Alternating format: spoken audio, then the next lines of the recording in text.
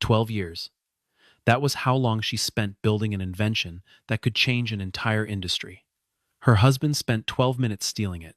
A year later, he stood on magazine covers as America's newest genius, while she became the invisible wife everyone quietly pitied. He bought mansions, private jets, and a billion-dollar company with her work. She stayed silent, until a single patent hearing forced him to answer one simple question. Can you explain the first equation on page 3? The courtroom went quiet. His smile disappeared. And in less than one afternoon, everything he had built began collapsing in front of the entire country. Dr. Amara Ellington never wanted attention. She wanted results. In a modest brick building on the edge of a university research park, she spent her days surrounded by whiteboards covered in equations, half-finished prototypes, and the low hum of machines that never seemed to sleep. Her office smelled like solder and coffee gone cold. She kept a single photograph on her desk, her mother standing outside a small house in Georgia, arms crossed, smiling like she already knew her daughter would do something extraordinary. Amara had spent 12 years chasing a single idea, a battery technology that could store energy longer, charge faster, and survive conditions that destroyed every material currently on the market. She believed, quietly and completely, that if she built something good enough, the world would eventually notice on its own. Her husband, Nathaniel Brooks, believed something different. He believed nothing mattered until it was seen. He was charming in the specific way that made rooms lean toward him, a man who could walk into a fundraising dinner and leave with 3 new investors and a dinner invitation. He worked in business development, moving between startups the way other men moved between neighborhoods, always chasing the next opportunity. He had never built anything with his hands, but he could describe what someone else had built, as though he understood every wire and every equation. People often assumed that a man who spoke about technology with such confidence must be the one creating it. One day everyone will know your name, he used to tell her. Late at night, when she came home smelling of ozone and exhaustion, he would rub her shoulders and pour her a glass of wine and tell her that her work was going to matter, that she was going to matter, that all the long nights would be worth it. She believed him. She wanted to believe him. When you spend 12 years alone with an idea, you start to crave someone who says it out loud for you, someone who reminds you that the sacrifice has a purpose. Amara had grown up watching her mother work double shifts at a textile plant in Georgia, coming home with hands raw and eyes tired, always telling her daughter that an education was the one thing nobody could ever take away. She carried that lesson into every classroom, every laboratory, every long night spent chasing a formula that refused to behave. By the time she finished her doctorate, she had already buried 2 failed prototypes and 3 years of funding rejections, and still she kept going, because quitting had never once felt like an option worth considering. She met Nathaniel at a fundraising dinner for a small technology incubator, back when he was still climbing, still hungry, still willing to laugh at himself when a pitch fell flat. He made her laugh in a room full of people trying too hard to sound important, and for a long time, that felt like enough. What she did not notice, or perhaps did not want to notice, was how often his interest in her work looked less like support and more like study. He asked to see her notebooks, saying he wanted to understand her better. He asked for her lab password, saying he wanted to check on a delivery for her while she traveled. He photographed pages of her research on his phone, always with an easy explanation ready, telling her he wanted to show a friend how brilliant she was, telling her he wanted to keep a backup in case something happened. He began attending her conference talks toward the back of the room, never asking questions publicly, but afterward peppering her with detailed inquiries about specific technical choices, framing his curiosity as pride, as a husband simply wanting to brag intelligently about his wife's achievements at dinner parties. Amara, who had built her entire career on trusting data and distrusting assumptions, made one enormous exception. She trusted her husband completely. There were small moments, in hindsight, that should have troubled her more than they did. Once, she found her lab notebook open on his side of the bed, a page marked with a folded sticky note in his handwriting, a shorthand summary of a chemical ratio she had spent months perfecting. When she asked about it, he laughed easily, and said he had been trying to understand her work well enough to defend her at a dinner party where a colleague had questioned whether her research was really as promising as she claimed. The explanation was warm and flattering, and she let it dissolve any hesitation she might have felt, filing it away as one more sign that he believed in her more than anyone else ever had. The final version of her prototype took her nearly a year to stabilize. It was smaller than a deck of cards, lighter than a phone, and capable of holding a charge 3 times longer than anything on the market while resisting the kind of heat that destroyed lesser batteries within days. She had tested it in freezing labs and in ovens set to simulate desert heat. She had rebuilt the internal architecture 11 times before she got the chemistry right. When she finally held the working prototype in her palm, she cried. Not because she was surprised, but because 12 years of doubt had finally gone quiet. Nathaniel asked to see it that same week. He said he wanted to hold the future in his hands before the rest of the world got the chance. She handed it to him without hesitation, laughing, telling him to be careful, that it had cost her more sleepless nights than she could count. He turned it over in his fingers, smiling in a way she would later replay in her memory 1,000 times, trying to understand what she had missed. At the time, she saw only love. She did not see the calculation behind his eyes. 3 weeks later, Amara flew out to a materials science conference in Denver, presenting early theoretical work under a non-disclosure agreement, careful never to reveal the specific breakthrough she had made at home. She spent 4 days in panel discussions and private meetings with potential research partners, feeling for the first time that her work might soon step into the light on her own terms. She called Nathaniel every night. He sounded distracted, telling her he had a big meeting coming up, something career-changing, something he could not discuss yet. She assumed it was another deal for one of the startups he consulted for. She had no reason to think otherwise. When she returned home on a rainy Sunday evening, dragging her suitcase up the stairs, she noticed the lab in the basement felt different. Too clean, too quiet. Her laptop, usually cluttered with a dozen open windows, sat closed on the desk, its battery indicator glowing green, as though it had just been shut down moments before her arrival. She opened it and found her recent files gone, not deleted in the ordinary way, but wiped, the kind of clean erasure that suggested someone who understood exactly what they were doing. She checked the small server she kept in the corner of the lab, the one that held years of backup data. It had been reset to factory settings. She stood very still for a long moment, telling herself there had to be an explanation, a technical glitch, a corrupted update, anything other than the thought slowly forming at the edge of her mind. She searched the shelf, where she stored her physical prototype in a locked case. The case was still there. It was empty. Nathaniel came downstairs a few minutes later, his face arranging itself into concern the moment he saw her expression. He said he had noticed the server acting strange earlier in the week and had meant to call someone about it. He suggested hackers, corporate espionage, a disgruntled contractor from the building's maintenance crew. He held her while she shook, promising her they would figure it out together, promising her that nothing important could really be stolen because the real genius was in her mind, not in a machine. She wanted so badly to believe him that she let the fear settle instead of the suspicion. For 3 months, Amara tried to rebuild what she had lost, working from memory, from scattered handwritten notes, from the fragments that had survived on an old thumb drive she found in a coat pocket. She told herself this was simply a setback, the kind of thing that happened to researchers occasionally, a reason to be more careful, not a reason to doubt the man she had married. Then, on a Tuesday morning in early autumn, she turned on the news while making coffee and felt the mug slip from her fingers. Nathaniel stood on a stage under bright lights, a slide behind him showing a battery cell that looked exactly, precisely, unmistakably like her own design. The headline running beneath him announced that a young entrepreneur had unveiled a revolutionary energy storage breakthrough that could reshape the future of electric transportation.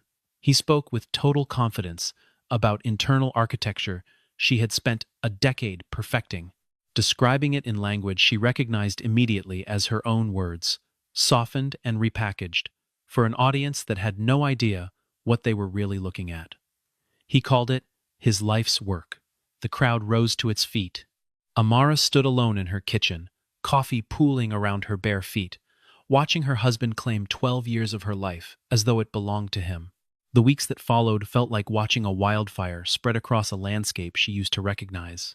Nathaniel's face appeared on morning shows, his voice warm and rehearsed, as hosts asked him what inspired his vision. He told a story about long nights alone in a garage, about believing in an idea when no one else did, about the sacrifices he made pursuing a dream nobody understood. Amara sat in her living room, listening to a man describe her own sleepless nights as though he had lived them, and said nothing, because she still could not fully believe what was happening to her own life. A prominent business magazine ran a cover story calling him one of the most promising minds of his generation, printing a photograph of him leaning against a lab bench he had rarely visited, his arms crossed, his expression carefully calibrated to look thoughtful rather than smug. He did a widely watched talk about innovation and resilience, describing the moment of discovery in vivid, emotional detail, a moment that Amara recognized instantly because it was the moment she had described to him one exhausted night, sitting on their kitchen floor after her final successful test. He had taken not only her invention, but her memories, and wore them like a costume in front of millions of people. Richard Hawthorne, a powerful technology executive known for spotting promising startups before anyone else did, reached out within weeks. He flew Nathaniel out for private meetings, toured what he believed to be Nathaniel's research operation, and eventually offered to acquire the entire venture for a sum large enough to reshape a family's future for generations. During those early meetings, Nathaniel relied heavily on a small team of hired consultants and outside engineers to field the deepest technical questions, positioning himself carefully as the visionary leader while others absorbed the scrutiny, a pattern nobody in the room thought to question, given how convincingly he carried himself. Nathaniel accepted the offer. The deal closed with astonishing speed, announced with a press release describing him as a visionary founder whose breakthrough would define the next decade of clean energy. The money changed their lives almost overnight. A house with 6 bedrooms and a view of the coastline replaced the modest 2-bedroom home they had shared for years. A private jet membership replaced the long security lines Nathaniel had once complained about during business trips. He bought a sports car in a shade of blue, he said, matched the exact color of the prototype casing, a detail that made Amara's stomach turn every time she saw it parked in their new driveway. Though at the time she told herself it was simply grief, mixed with the strange disorientation of sudden wealth. He gave interviews about ambition and vision, describing a future where families across the country would benefit from technology he built with nothing but determination, and a garage full of second-hand equipment, a story that bore no resemblance to the small university lab where the real work had actually happened. Amara tried, quietly at first, to explain what had actually happened. She told a colleague from graduate school, who looked at her with a mixture of pity and discomfort before suggesting perhaps she was under a great deal of stress. She told a former mentor, a respected professor who had once championed her early research, and watched his expression shift from concern to skepticism as she spoke, as though the story sounded too dramatic to be believed. Word began to spread, not the truth she was trying to tell, but a distorted version of it, whispered at conferences and academic gatherings, that Nathaniel's brilliant wife had grown bitter, watching her husband succeed. People started saying she was simply jealous of her husband's success, that some women could not handle standing in someone else's shadow, that success sometimes revealed cracks in a marriage nobody had noticed before. Doors that had once opened for her research began closing quietly. A grant she had applied for months earlier was rejected without explanation. A university that had expressed interest in hiring her stopped returning her calls. Colleagues who once respected her began treating her with the careful, distant politeness reserved for people considered unstable. She lost her position at the small research firm where she consulted, told gently that funding had been reallocated, though she suspected the truth, had far less to do with funding and far more to do with reputation. She spent nights staring at the ceiling of a house that no longer felt like hers, trying to understand how a decade of careful, disciplined work could be erased so completely by one confident man with a good story and a stage. She began keeping a private journal, Not for evidence, not yet, but simply to remind herself that she was not losing her mind, that the equations on those slides had come from her hands, and her sleepless nights, and her 12 years of failure after failure, until finally, something worked. Then, on an ordinary Thursday evening, Nathaniel came home carrying a manila envelope instead of flowers. He set it on the kitchen counter without meeting her eyes and told her, quietly, that their marriage had run its course, that he needed to move forward with his new life, that he hoped she would understand. Inside the envelope were divorce papers, already signed on his side, dated the same week his acquisition deal had closed. Amara stood in the kitchen, where she had once celebrated her final successful prototype test, holding papers that would legally end a marriage, while the man walking away held everything she had built. For a while, Amara considered giving up entirely. She had lost her career, her reputation, her marriage, and the invention that represented the best years of her professional life, all within the span of a single year. She stopped answering calls from old colleagues. She stopped attending conferences. She spent her days in the small apartment she rented after the divorce, staring at boxes she had not bothered to unpack, wondering whether it was worth fighting for a truth nobody seemed willing to hear. It was her former graduate advisor, Professor Diane Marsh, an elderly materials scientist with sharp eyes and little patience for nonsense, who finally pulled her out of the fog. She showed up unannounced one Saturday morning, sat across from Amara at her kitchen table, and told her something she would never forget. "Truth leaves fingerprints," the professor said, tapping the table with one finger for emphasis. "Every version, every backup, every log file leaves a trace somewhere, even when someone thinks they have covered it completely. You spent 12 years documenting your process because that is who you are. Somewhere, that documentation still exists." That single sentence changed everything. Amara began treating her own life like a research problem, methodical and patient, the way she approached every technical failure that had once stood between her and a working prototype. She started with an old external hard drive she remembered, using briefly 2 years earlier, before switching to the cloud server Nathaniel had wiped. It had been sitting in a drawer, forgotten, still containing fragments of early research logs, with timestamps that predated any version Nathaniel had ever claimed as his own. She found an old email account she rarely used, one where she had once sent herself a backup of a critical experimental log after her main server crashed during a power outage.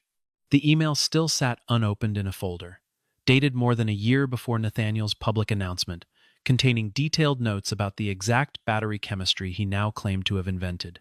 She printed it, her hands trembling, and felt something inside her steady for the first time in months.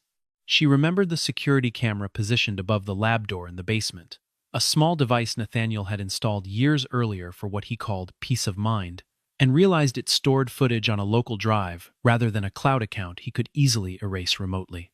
She found the drive still connected behind a stack of old equipment boxes, untouched, containing grainy footage from the exact weekend she had traveled to Denver.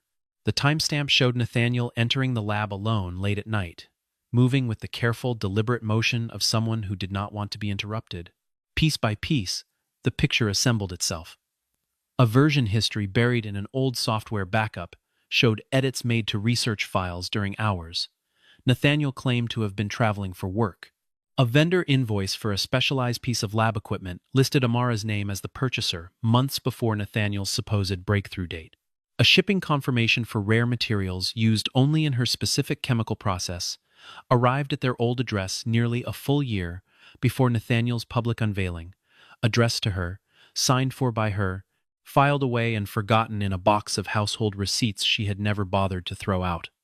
Each discovery on its own could be explained away, dismissed as coincidence or misunderstanding by a clever enough attorney. None of it, alone, was enough to prove everything. Together, it was the beginning of an undeniable pattern. With trembling hope, Amara reached out to Victoria Sloan, a patent attorney whose reputation for taking on impossible intellectual property cases had made her something of a legend in scientific and legal circles alike. Victoria listened for nearly 2 hours without interrupting, occasionally jotting notes on a yellow legal pad, her expression unreadable.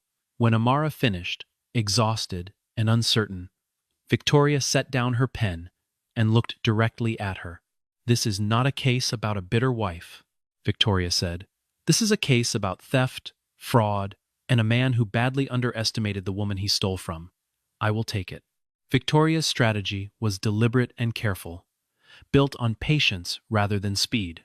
She warned Amara that filing too soon, before they had assembled an airtight body of evidence, would allow Nathaniel's legal team to frame the entire dispute as a personal grudge rather than intellectual property theft.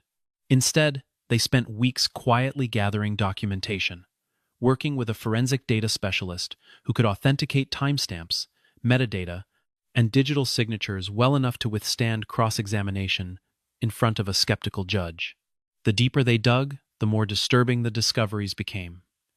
Nathaniel had not simply claimed credit for existing work. He had actively falsified research logs, creating documents designed to look as though he had independently developed the technology months before Amara's actual breakthrough. He had altered creation dates on digital files, using specialized software, forged signatures on internal documents, and manipulated version histories to erase any trace connecting the technology back to her original research. The forensic specialist discovered inconsistencies that Nathaniel had clearly never expected anyone to examine closely. Small technical errors that revealed the falsified documents had actually been created after the dates they claimed to represent. "Metadata does not lie easily," the specialist explained to Amara and Victoria during a late-night meeting in Victoria's office, spreading printouts across the conference table like pieces of a puzzle finally coming together. Whoever did this understood enough to be dangerous, but not enough to be careful. As the investigation expanded, it became clear that Nathaniel had not acted entirely alone. A junior engineer who had briefly consulted for his startup during its early formation had helped adjust certain technical documents, apparently unaware at the time of the full scope of what he was participating in. When Victoria's investigator reached out to him quietly, explaining the pattern of evidence they had assembled, the young man grew visibly nervous, admitting he had always found something strange about how quickly detailed technical specifications appeared without any visible research process behind them. After days of careful consideration, and against considerable personal risk given his ongoing career in the industry, the former engineer agreed to provide a sworn statement describing what he had witnessed, including instructions from Nathaniel to adjust file dates and remove references to an unnamed original researcher. It was the first outside voice to confirm what Amara had known privately for months, and it gave their case a weight that no amount of technical documentation alone could provide. Meanwhile, cracks were beginning to form in Nathaniel's public empire, though he did not yet realize how deep they ran. Investors who had poured money into his acquired company after Richard Hawthorne's purchase began asking pointed questions during quarterly briefings. Questions about the technical roadmap, about scaling the manufacturing process, about details that should have come easily to a founder who claimed to have invented the underlying technology himself. Nathaniel, who had always been better at describing innovation than performing it, began stumbling through technical briefings with vague, evasive answers that made seasoned investors increasingly uneasy. A financial journalist, initially assigned to write a routine profile piece on the company's rapid growth, began noticing similar inconsistencies during a series of interviews with Nathaniel. When she asked detailed questions about the specific chemical stabilization process behind the battery's core technology, Nathaniel deflected with broad statements about proprietary secrets and competitive protection. The journalist, experienced enough to recognize evasion when she heard it, began quietly reaching out to industry experts for a second opinion, and the resulting private conversations only deepened her suspicion that something did not add up. Richard Hawthorne, increasingly nervous about the enormous sum his company had invested, demanded that Nathaniel demonstrate the underlying technology's scalability in front of a room of senior engineers and financial officers. Nathaniel, who had until now managed to avoid any situation requiring genuine technical depth, found himself standing before a whiteboard, unable to explain basic thermal regulation principles that any first-year graduate student in materials science would have understood without hesitation. The room grew quiet in the particular way, Rooms grow quiet when powerful people begin to suspect they have made a terrible mistake. For the first time, those closest to Nathaniel began to see what Amara had known for months. The brilliant founder they had trusted with hundreds of millions of dollars did not actually understand the invention he claimed as his own. He could recite talking points with impressive confidence, but the moment anyone pushed past the surface, past the rehearsed language and the well-practiced enthusiasm, there was nothing underneath but silence and increasingly desperate improvisation. Around this same time, Victoria formally filed a patent dispute on Amara's behalf, along with a civil complaint alleging fraud, breach of fiduciary trust, and intentional destruction of evidence. The filing triggered immediate media interest, given Nathaniel's public profile, and within days the story that had once painted Amara as a bitter, jealous wife began transforming into something far more complicated in the public imagination. A federal judge, known throughout the legal community for her sharp intellect and zero tolerance for theatrics, agreed to expedite a formal patent hearing given the scale of the financial interests involved and the strength of the preliminary evidence Victoria's team had submitted. Judge Eleanor Whitmore had built a reputation over 2 decades on the bench for cutting through elaborate legal maneuvering to focus on simple, direct questions that revealed the truth faster than any dramatic cross-examination ever could. Attorneys who appeared before her knew better than to rely on charisma or clever wordplay. She wanted facts, verified and specific, and she had little patience for anyone who tried to obscure the truth behind confident language. The morning of the hearing arrived under a gray autumn sky, rain falling in a thin, steady mist that seemed to match the tension gathering outside the federal courthouse. News vans lined the street. Reporters clustered near the entrance, cameras ready, aware that whatever happened inside that courtroom would likely dominate headlines for days. Amara arrived quietly, dressed simply, her expression calm in a way that surprised even Victoria, who had expected to see nerves, rather than the steady composure, now settled across her client's face. Nathaniel arrived separately, flanked by a team of expensive attorneys, his posture radiating the same practiced confidence that had carried him through countless interviews and investor meetings. He smiled for the cameras, offering brief, polished statements about looking forward to clearing up what he described as an unfortunate misunderstanding involving his former spouse. Reporters shouted questions he did not answer, and he disappeared through the courthouse doors with the easy stride of a man who still believed, on some level, that charm alone could carry him through anything. Inside the courtroom, the atmosphere felt heavier than the gray weather outside. Every seat in the gallery was filled, reporters scribbling notes, industry analysts watching closely, a handful of former colleagues from Amara's academic world seated quietly near the back. Nathaniel's legal team opened with a carefully constructed argument, suggesting that Amara had, at most, served as a research collaborator on early conceptual work, but that Nathaniel had independently developed and perfected the technology that ultimately reached the market. It was a narrative built entirely on confidence and very little substance, and Victoria intended to dismantle it, piece by careful piece. Victoria began methodically, presenting laboratory notebooks filled with Amara's handwriting, spanning more than a decade, each page dated and cross-referenced with corresponding data logs.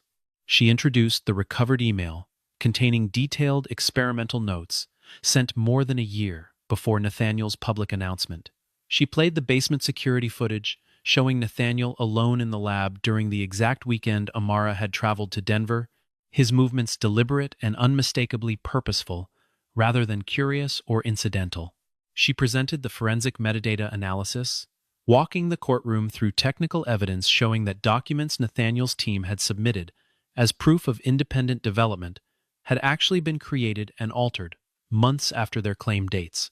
She called the former junior engineer to the stand, and the courtroom listened in complete silence as he described, in a quiet, nervous voice, the specific instructions he had received to adjust file timestamps and remove references to an original researcher whose name he had never been told.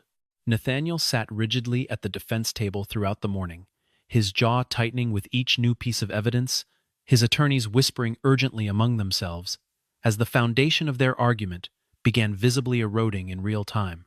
By the time the court broke for a brief recess before the afternoon session, The confident smile that had defined his public image for over a year had entirely disappeared, replaced by a tense, guarded expression that betrayed how badly the morning had gone.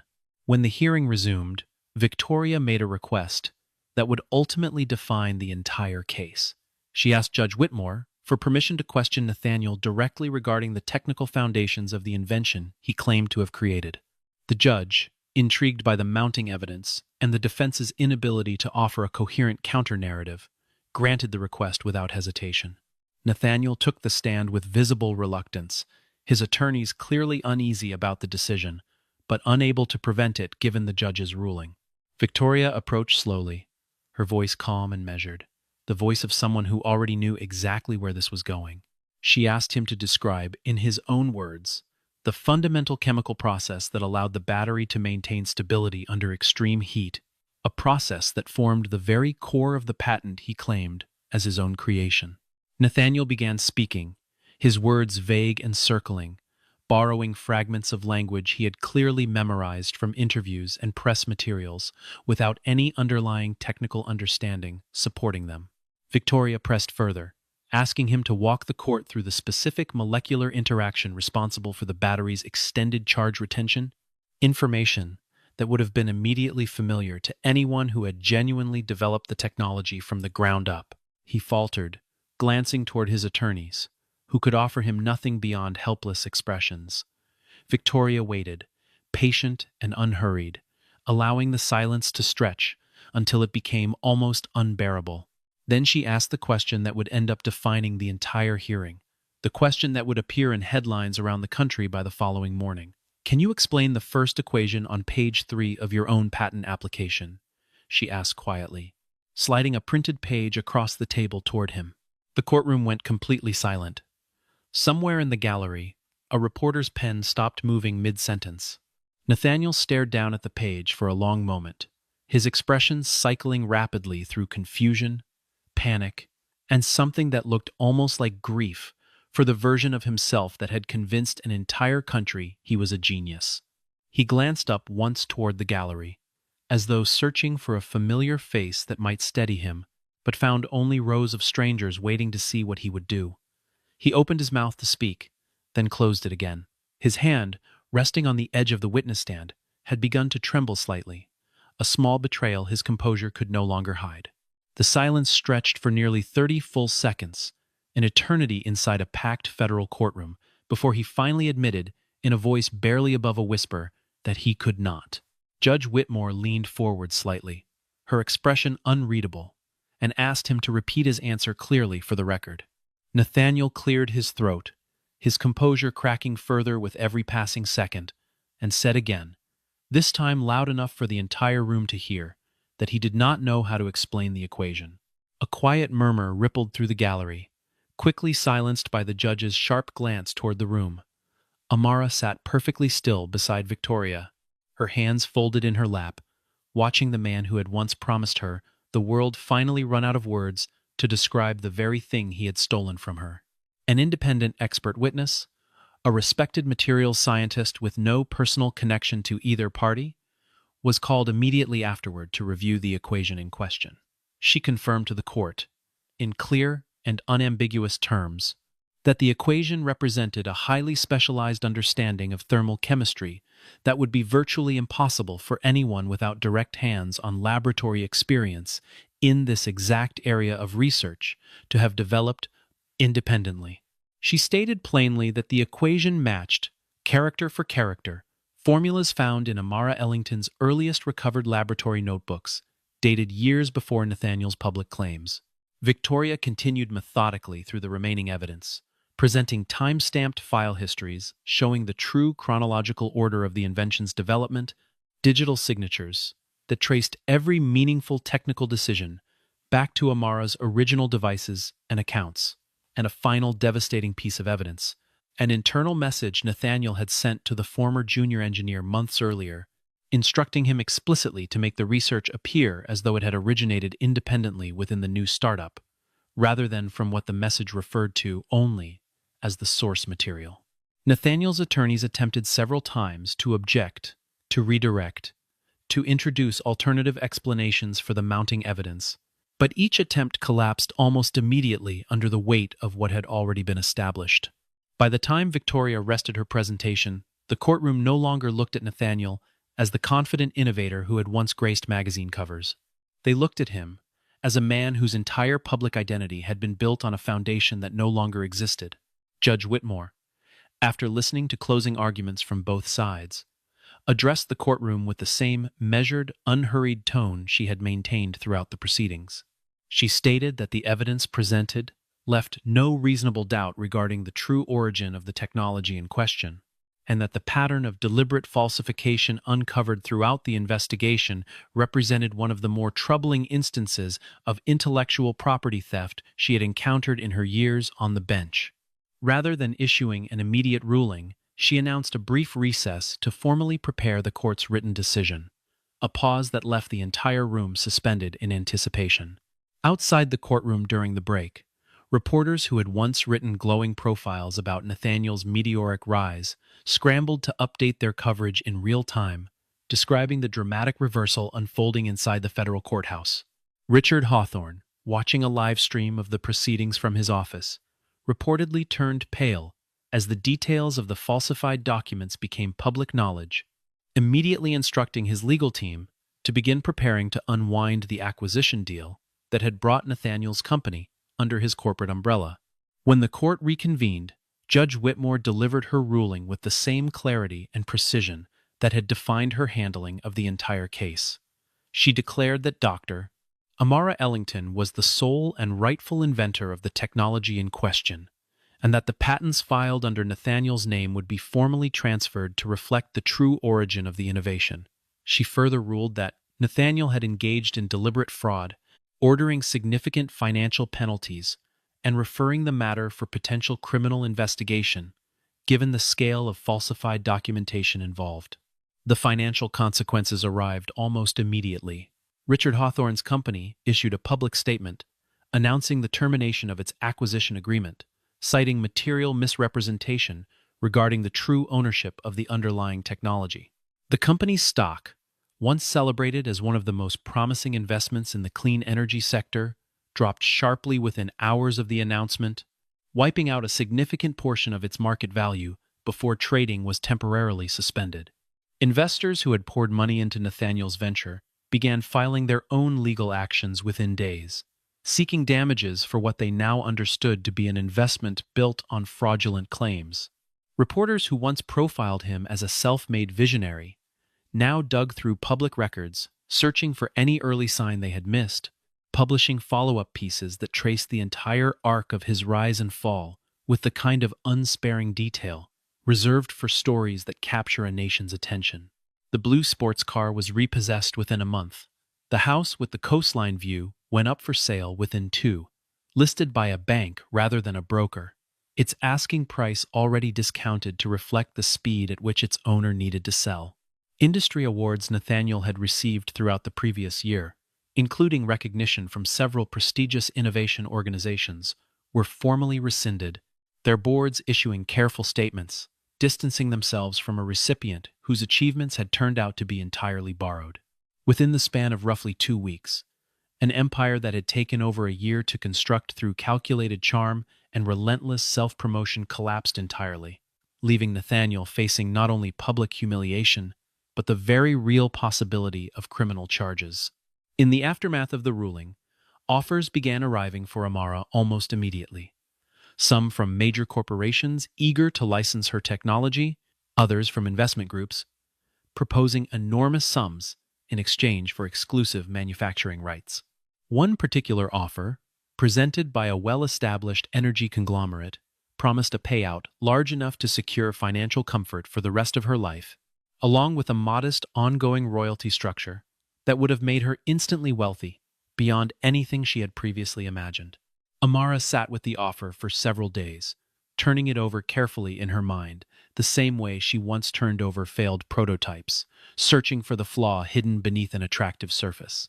She thought about the 12 years she had spent alone in her lab, about the trust she had extended so completely to someone who had exploited it so thoroughly, about the value of building something not just profitable, but principled. She ultimately declined the offer, choosing instead to retain full control of her invention and to build something entirely her own. She founded a new company from the ground up, structured around a simple guiding principle she insisted on repeating in every early meeting with her small founding team: that credit and transparency would never again be treated as optional in any project she led.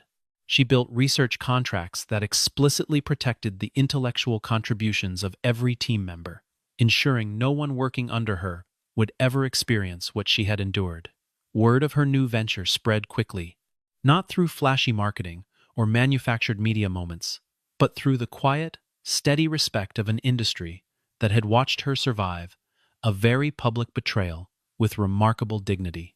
Universities that had once distanced themselves during the height of the scandal now extended invitations for her to speak, eager to feature the woman whose case had become a widely discussed example of intellectual property theft and the resilience required to fight back against it.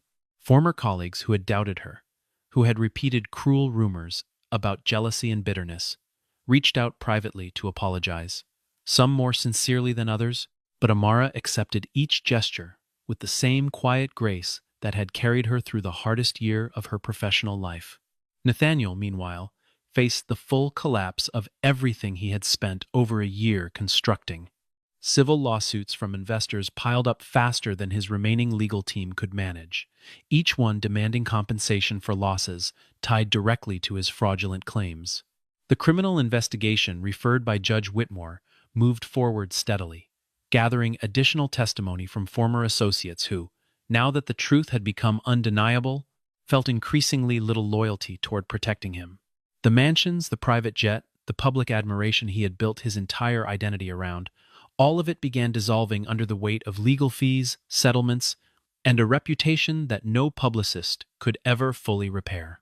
At her final public speaking engagement of that difficult year, standing before an auditorium filled with young researchers, many of them women just beginning careers in fields that had historically overlooked their contributions, Amara delivered remarks that would later be quoted widely across academic and industry circles. She told them that people can steal your papers, your files, even your name for a while, but they can never steal the truth that lives inside the work itself, because truth, unlike reputation, does not depend on who is believed first. It depends only on what remains once everything else has been stripped away. The auditorium rose in a standing ovation that lasted far longer than she expected, and for the first time in over a year, Amara allowed herself to simply stand there, letting the moment settle into her chest without deflecting it, without diminishing it, without wondering whether she deserved it. She had spent 12 years building something extraordinary in near total silence. She had spent one devastating year watching someone else claim it as their own. And she had spent the final months of that difficult chapter proving, methodically and completely, exactly whose name belonged on the door. Months later, on a quiet morning, after a long autumn of rain finally gave way to clear skies, Amara walked into her new laboratory for the first time as its sole founder. The space was smaller than the empire Nathaniel had briefly commanded, but every piece of equipment inside it belonged to her, purchased with money she had earned honestly, arranged according to systems she had designed herself. On the frosted glass door, leading into the main research floor, a single line of engraved lettering caught the early morning light streaming in through tall windows. Founder, Dr. Amara Ellington. She stood there for a moment, one hand resting lightly against the cool glass, thinking not about the man who had tried to take everything from her, but about the 12 years of quiet, disciplined work that no one had ever been able to erase, no matter how hard they tried. Outside, the last of the season's rain had finally cleared, and the first real sunlight in weeks broke through the clouds, spilling gently across the parking lot as she stepped forward into a laboratory that finally, unmistakably, carried her name and nothing else.